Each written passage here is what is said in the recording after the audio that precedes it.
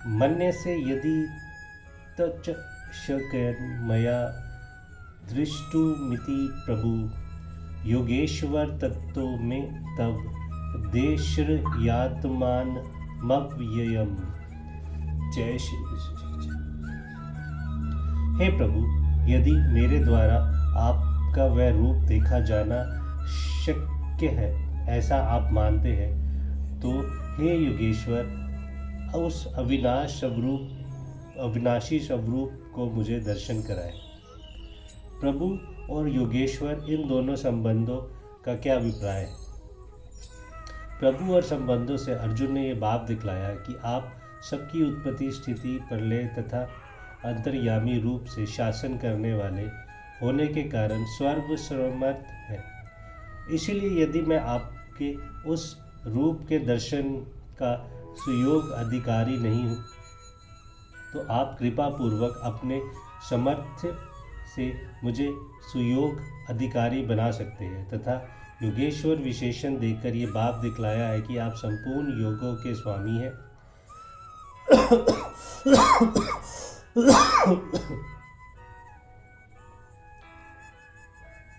अतएव यदि आप चाहें तो मुझको अपना वह रूप अनायास ही दिखला सकते हैं।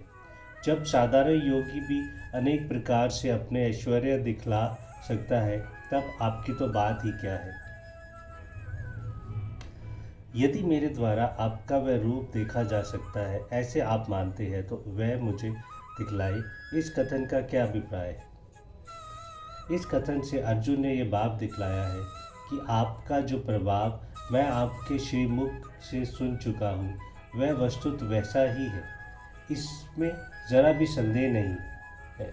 और ये भी ठीक है कि आपने यदि उस स्वरूप के दर्शन मुझको नहीं कराए, तो उससे ये सिद्ध नहीं हो जाएगा कि दर्शन कराने का आप योग्य सर्वेश्वर से सम्मत नहीं है, और ना किसी भी अंश में मेरे विश्वास ही कम होगा। परंतु इतना अवश्य है कि मेरे मन में आपके उस रूप के दर्शन की लालसा अत्यंत प्रबल है।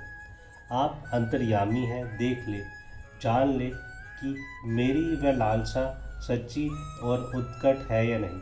यदि आप उस लालसा को सच्ची पाते हैं, तब तो प्रभु मैं उस स्वरूप के दर्शन का अधिकारी हो जाता हूँ, क्योंकि आप तो भक्त वचश कल्पतरु है, उसके अपने मन की इच्छा ही देखते हैं, अन्य योग्यता को नहीं देखते। इसलिए यदि उचित समझे तो कृपा करके अपने उस स्वरूप के दर्शन मुझे कराइए।